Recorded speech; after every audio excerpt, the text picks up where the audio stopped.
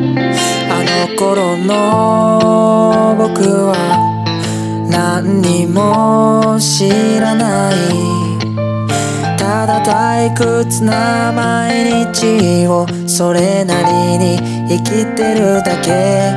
いつの日か僕は誰かを照らし輝かせるあの太陽のようになりたいんだ。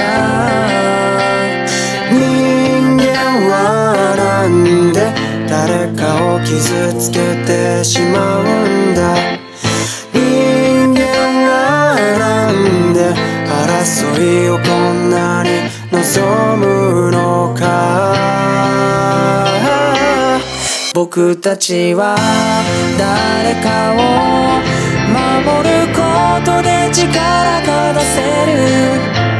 自分のために使う力はたかが知れていて、何かを守るための力に勝るものなんてない。だからもっと何かを愛し守ろう。この旅路の中で歌を歌いながら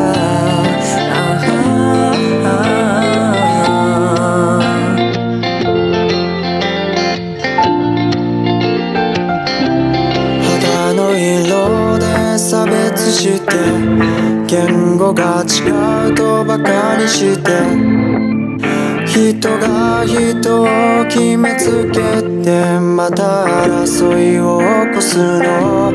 いつの日か僕はあの海のような広い心でこの世界を包み込みたいんだ。人間はできる助け合い支え合うことを。人間はできる目を合わせ信じ合うこと。僕たちは守るものができるたびに強くなれる。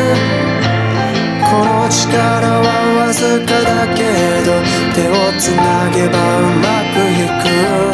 ねえ君はさ今誰かを傷つけてはいないかい。胸にそっと手を当てて自分に聞いてみて。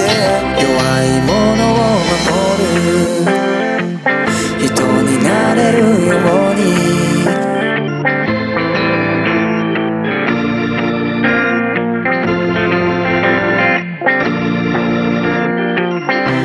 僕たちは誰かを守ることで力が出せる。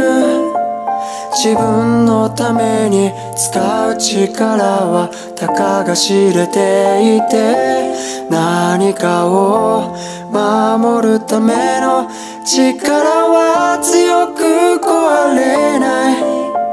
だからもっと何かを愛し守ろう。この旅路の中で